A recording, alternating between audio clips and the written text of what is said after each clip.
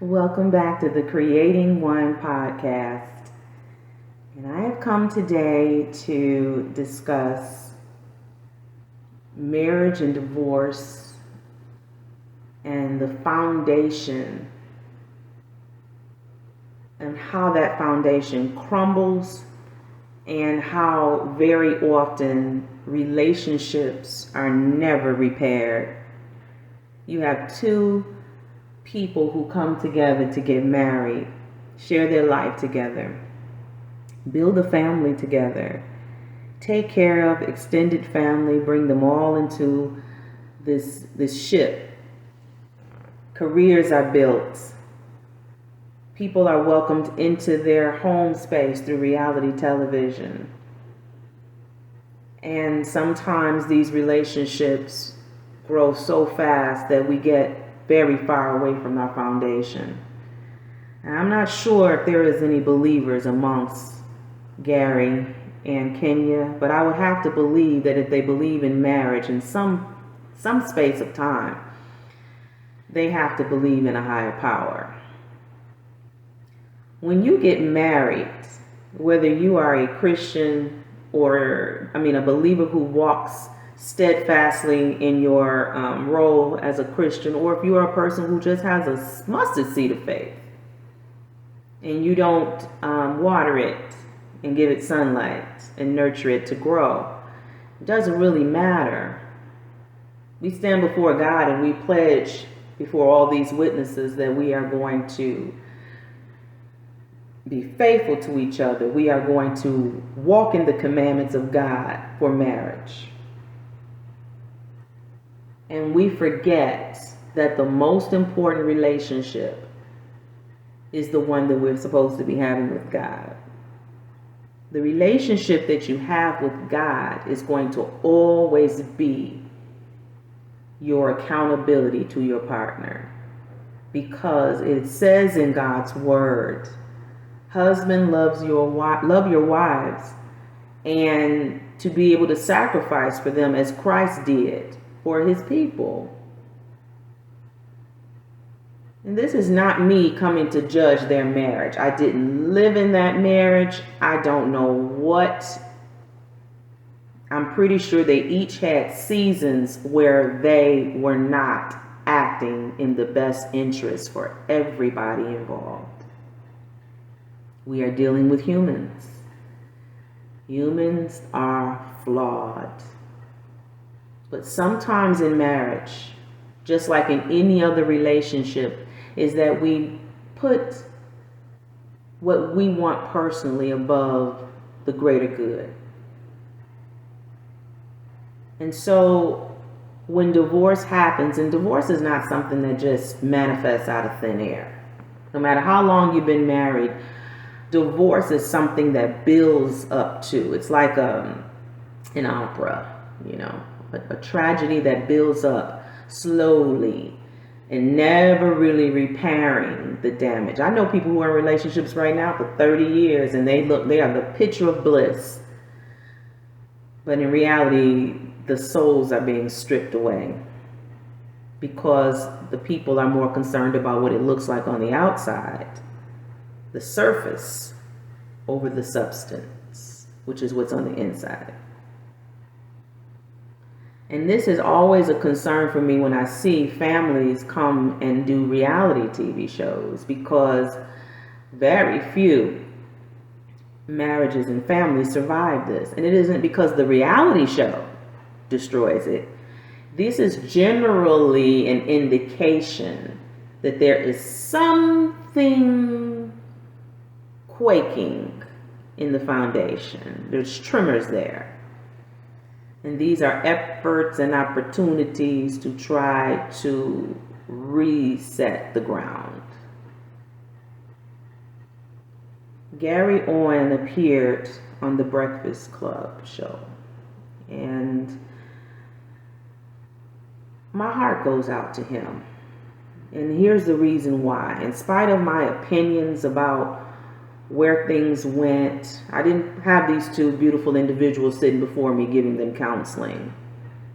I am looking at this from the standpoint of how you restore the peace, because you're a ministry. When you get married and build a family, you are a ministry. So Mr. Gary Owen, who is a comedian who I follow, I think he's a very funny guy. I think that he had a beautiful family.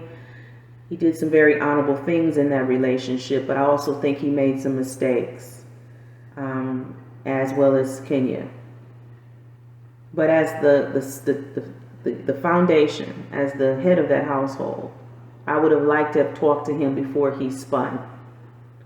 Because the reality is this is, I don't want you to hold on to this marriage, Gary, because you're afraid that if you divorce, it's going to shatter your entire career.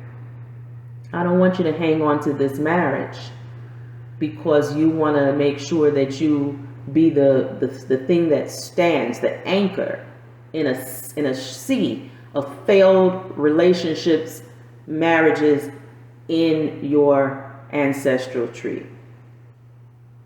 What I want you to think about, because relationships, for business contracts dissolve. This happens. This is not something that you got to quickly. This is a gradual, like I said, process that built up. But at the end of the day, you are still a family. Whether you separate and go off and have your separate relationships and create new families, the point I'm trying to make, and I'll say the same thing when it comes to the Currys.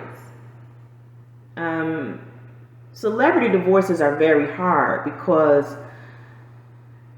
their lives are pulled apart for public consumption. They live public lives to some degree and through their work.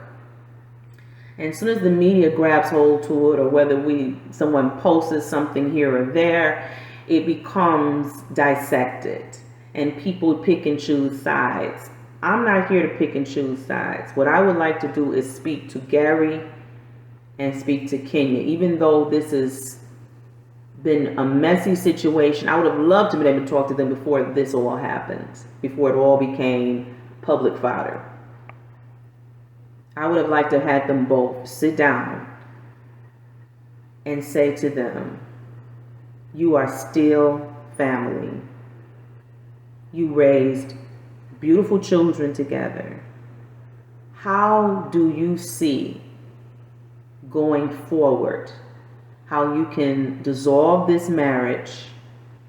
First of all, see if you can retain the marriage. And if you can't, how to dissolve it, and dissolve it in a way that communicates to the children that you have done everything that you can to not save the marriage for them, but to save the marriage to honor God. Because even though God doesn't like divorce, there are provisions where he allows divorce, where there is cheating, abuse, when someone walks away from you who is an unbeliever. All of these things are approved for divorce in the eyes of God.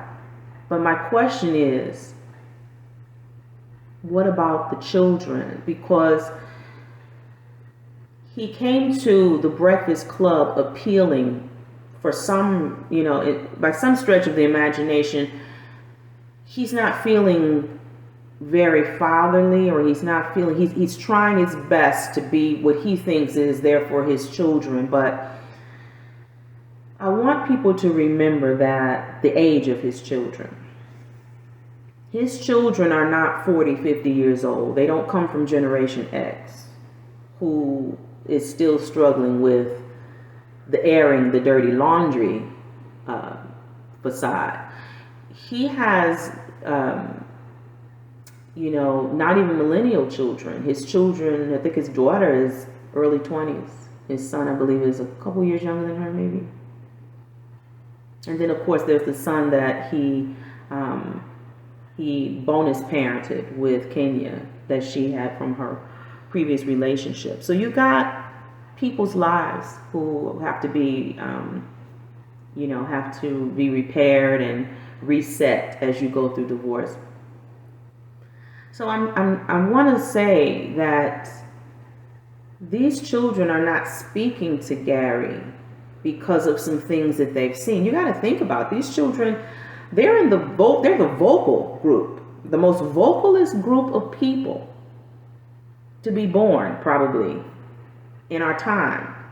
They are very quick to go to their devices to address their issues. The fact that they are silent from public consumption for the most part and silent from their father, those two things need to be examined. So someone has clearly either did a fantastic job of raising those kids, or someone is coaching them daily to keep their fingers off of those buttons from posting what's going on.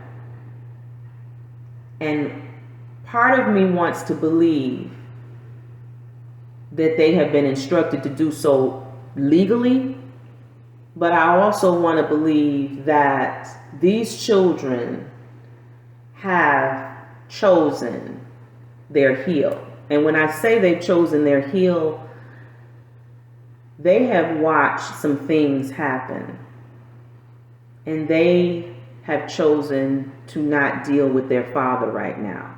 Now, a lot of people have said perhaps they have done this because they have chosen to side with their mother.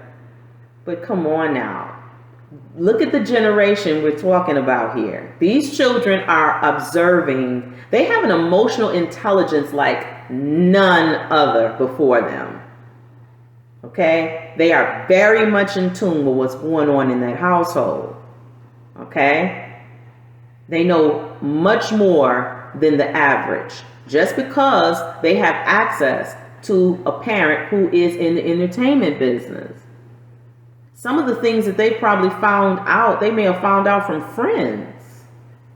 Remember, these are youngsters who are probably in college, on campuses, finding about their life from people who they don't even know, who have no vested interest in their life. Please give them some compassion as they go through this. We often forget about the children as we try to pick and side with Gary or Kenya, the woman, or Gary, the entertainer that we know. Let's not forget about the children. I even ran across someone saying in the comment section that these are adult children and they need to grow up and blah, blah, blah, blah, blah.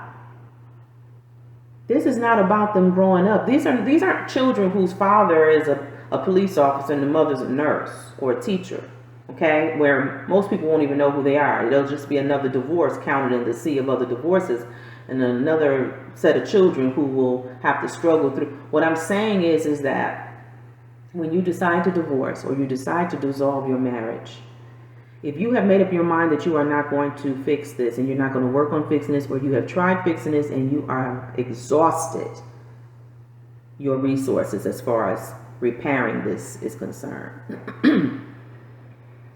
you need to, before you put your pen or your fingertips on the buttons of your phone or your PDA device, think about your children, okay? Think about making sure they are whole first, okay? You're not going to fix everything for them, okay? Because they have grown up becoming accustomed to how you all communicate, and for them, this is the normal. So a divorce for them is devastating sometimes because this is how mom and dad communicates. But I want you to have a talk with them. I want you to have a regular talk and conference with them and explain to them how this is not their fault, that they have absolutely nothing to do with this, and that you all will still continue to love them. I love it when I see families, despite how strange they may appear to be, I love it when people build these nuclear families with the old and the new and the future, and all the children are being cared for in this community of collective, and the children feel nothing but love. And I know these are adults, so you can't get them and force them into having community with your future relationships, but the children need to make sure it needs to be very comfortable in their spirit that they didn't do anything wrong to create this situation. But most likely what has happened is that there's been a lot of pain that they've endured. And They just don't want to deal with Gary right now. If what he says to be true, he says he hasn't talked to them in 2 years. So it's very possible that legally they may not be allowed to, or they have decided that they are just not going to talk to him because he has hurt the family in a way in which they don't understand. I'm not going to throw Kenya under the bus and say she poisoned the children against them. You got to remember, these are not toddlers. These are young adults. So they are very much present. Where there may be a lot of things they don't understand, but there is a lot that they have bore witness to. So as we move forward and plan to get married, I want people to think about, what does divorce gonna look like to this family? What does the end look like? This is why I support prenuptial agreements. But I can promise you, no man with money is gonna approach me, okay? So I don't even have to worry about that, because one thing for sure is, men who have that volume of resources don't approach women like me. Sensible women who do not hold on to material things and could put them in a high value over people. Men of power and status will always, it appears, to seek out women who also want that, because the only type of women that will stroke the ego of that type of behavior are women who will do anything to have it. But by doing anything to have it, you also have to deal with the reality that they're going to have a problem letting it go. People ask me all the time, why aren't you married? You got this skill, you got that talent, you walk in this spirit, that. Because this is not because no one wants me. Let me be clear about this. There are plenty of men, and I mentioned this in other podcasts, who have asked me to marry them. But I've had to cry and say no and walk away, because these men are chasing worldly goods. They're not even attractive enough for me to even accept a full and strong yes. I'll think about it. Let's wait. Let me finish school first. Maybe when I get, we get this to, or maybe to this point or that. These were all excuses that I used to put off marrying many of them. And then many of them married someone else very different from me and then regretted it. And then somehow that became my fault. Now, I'm not speaking that Gary and Kenya married the wrong people. They were married for 23 years. I would like to believe that marriage had some very strong foundations and, set on it. I do believe that his career grew through that marriage and he changed. They both probably changed. Money changes people. The love of money changes people. It reveals who you truly are. Gary was an underprivileged young man from a underprivileged community, and he speaks about this. He built his career talking about how magnificent Kenya made his life. He was an Army veteran who had, derived from the trailer park, and he had a second-rate education from DeVry. He met this woman with this business degree, and she managed him, and all of these wonderful things that blossomed from their relationship. Then she also benefited because she found a man who was willing to partner with her, knowing that she had a child, which I give him a lot of credit for, because there aren't very many men who raise their own children, let alone raise someone else's. But again, if we had a conversation with them before they got married, I would have asked them, what does divorce look like for you?